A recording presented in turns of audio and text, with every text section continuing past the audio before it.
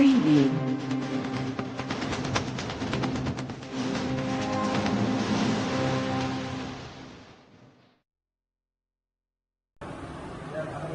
सरकारने जी 2 लाखापर्यंत कर्जमाफी केली, ती कर्जमाफी नसून 2 दिवसापूर्वी महसूल मंत्री बावनकुळे साहेब यांनी अशी घोषणा केली की ज्या शेतकऱ्याकडे पक्के घर बांधलेले आहे, आरसीसी, आणि दुसरी गोष्ट ज्या शेतकऱ्याकडे 4 व्हीलर गाडी आहे, 2 व्हीलर गाडी आहे, त्या शेतकऱ्याची कर्जमाफी होणार नाही.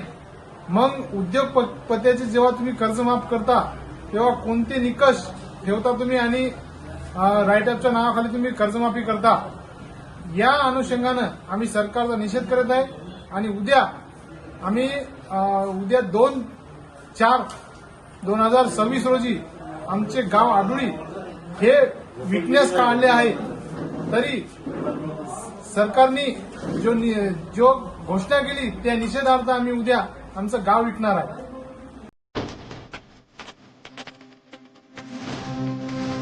Preview.